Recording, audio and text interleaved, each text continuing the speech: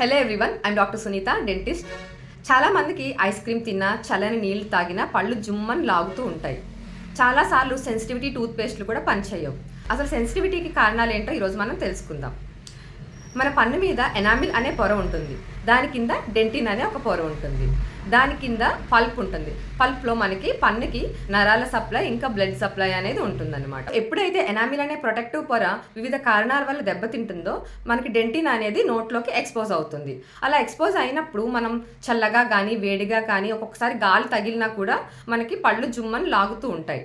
ఎందుకంటే డెంటిన్ నుంచి డైరెక్ట్గా పల్ప్కి డెంటినల్ ట్యూబ్యూల్స్ అనేవి కనెక్టింగ్గా ఉంటాయి. సో మనం ఏమన్నా తిన్నప్పుడు డెంటిన్కి టచ్ అయినప్పుడు అది డైరెక్ట్గా నరాల మీద ఎఫెక్ట్ చూపిస్తుంది. మనకి అప్పుడు సెన్సిటివిటీ అనేది వస్తుంది. అసలు ఏ కారణాల వల్ల ఎనామిల్ పొర దెబ్బతింటుందో మనం తెలుసుకుందాం. నెంబర్ 1, విగరస్గా బ్రష్ చేయడం వల్ల. నెంబర్ 2, నిద్దట్లో పళ్ళు కొరికే అలవాటు ఉన్న వాళ్ళకు కూడా ఎనామిల్ పొర అరిగిపోతుంది. నెంబర్ 3, ఎసిడిక్ ఫుడ్స్ ఎక్కువ తీసుకోవడం వల్ల ఎనామిల్ పొర అనేది కరిగిపోతుంది.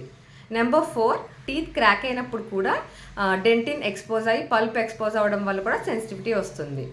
Number 5, cavities. అన్నిసార్లు మనకి సెన్సిటివిటీ టూత్ పేస్ట్స్ అనేవి పనిచేయవు.